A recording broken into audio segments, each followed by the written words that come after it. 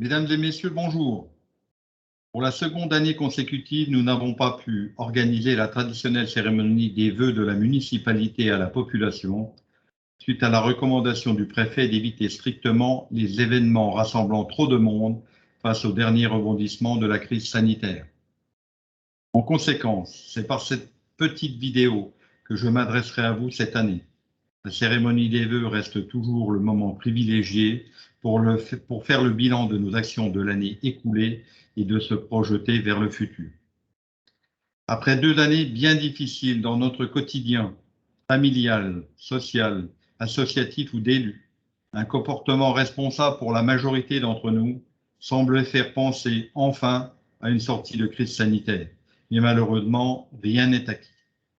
Cependant, la Covid nous a obligés à modifier notre manière de vivre. Port du masque, gestes barrières, vaccination en cascade, 1, puis 2, puis 3, suppression des embrassades pas toujours nécessaires, organisation des réunions, de visioconférences, de télétravail.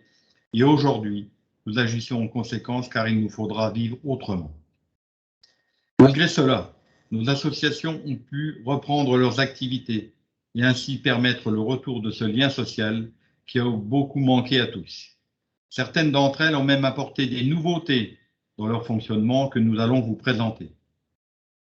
L'amicale des sonneurs de sang a permis aux donneurs de s'inscrire en ligne afin de limiter les temps d'attente et les risques de contamination en proposant 5 séances au lieu de 4 au CSC, mieux adaptées à la situation sanitaire. La Maison pour tous, espace de vie sociale, a créé et présenté, avec l'appui du théâtre de la Manufacture de Nancy, en lien avec les habitants de Pagny, une pièce relative au temps libre. Cette pièce, Pourquoi faire, a été présentée le 10 et 11 juillet et aborde les questions de notre temps. Toujours à la MPT, l'atelier tricot-couture a décoré la ville pour le plus grand plaisir des pagnotins, donnant un peu de gaieté dans cette période difficile. Les sonneurs de la côte ont été à l'initiative d'une opération Journée de la Terre sur le banc communal et les sentiers de randonnée. Ainsi, un rassemblement collectif des jeunes de l'ASP, de la MPT-EVS et des sonneurs a permis cette action de démarche écologique d'envergure. Un stand de présentation des déchets ramassés a été installé sur le marché municipal pour sensibiliser les habitants à leur cadre de vie. Autre sujet nouveau à l'actif des sonneurs, création du sentier des oiseaux. Un parcours de 1 km 200 propose 17 panneaux représentant l'ornithologie locale avec l'écoute possible du chant de l'oiseau grâce à un QR code. L'association sportive de Pagny, par sa section football, a mené 2 actions nouvelles.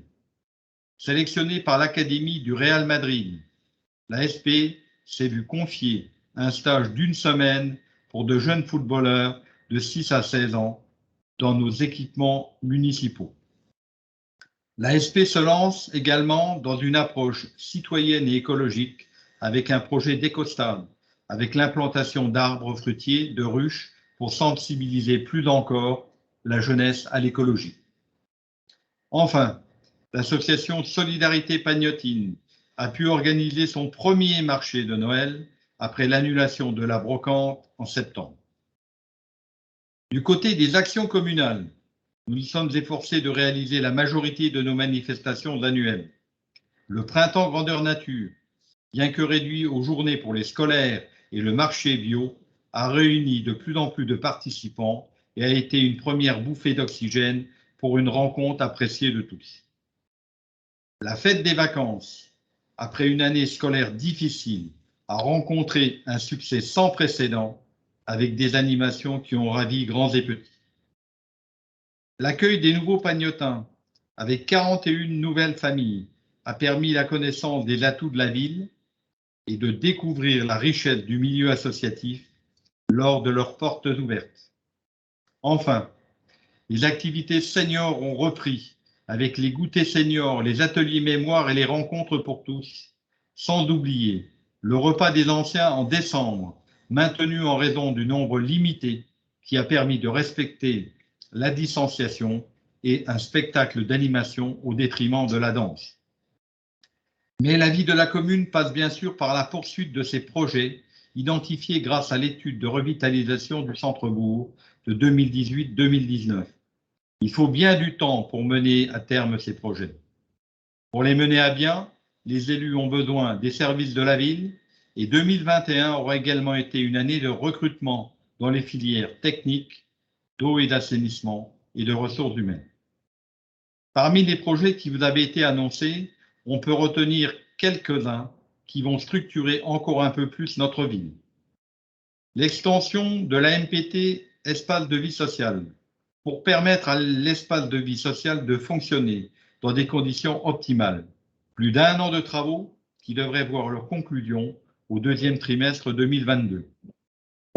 Sur l'aspect sécurité, après l'aménagement routier de la rue Jean Jaurès, 2021 a vu la réalisation d'une entrée de ville sécurisée côté Preny et les travaux d'envergure sur la rue Anatole France ont débuté en fin d'année pour se poursuivre en 2022 pour la première phase et 2023-2024 pour la fin de cet aménagement.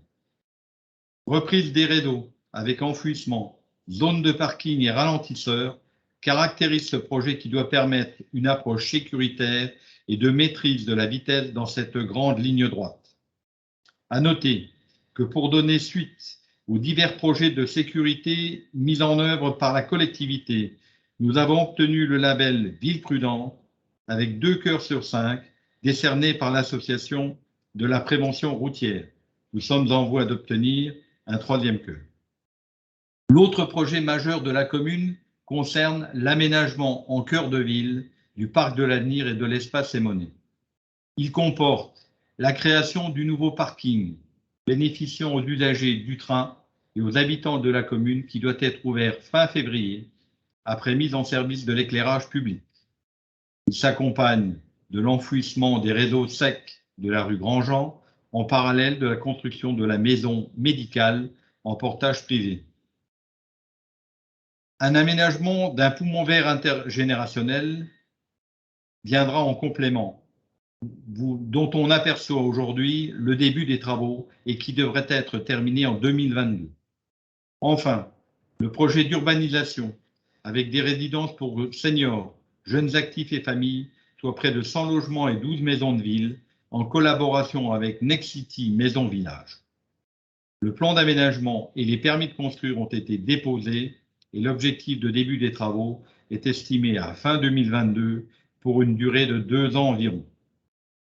Il faut aussi mentionner le travail en résidence d'architecture mené sur le devenir de la ferme Monnet en collaboration avec le Parc naturel de Lorraine, la région et les Pagnotins, qui a abouti à des esquisses d'un projet futur où la future médiathèque intercommunale, des commerces de proximité et activités associatives et communales devraient se retrouver après des études complémentaires et des recherches de financement.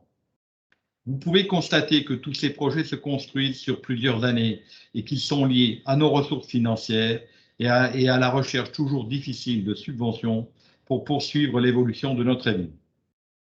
D'autres projets plus modestes ont vu le jour en 2021 avec la réfection du terrain d'honneur du stade Jean Bérini où drainage du terrain et arrosage automatique ont été repris. L'éclairage public a également subi une 3e tranche de passage en LED.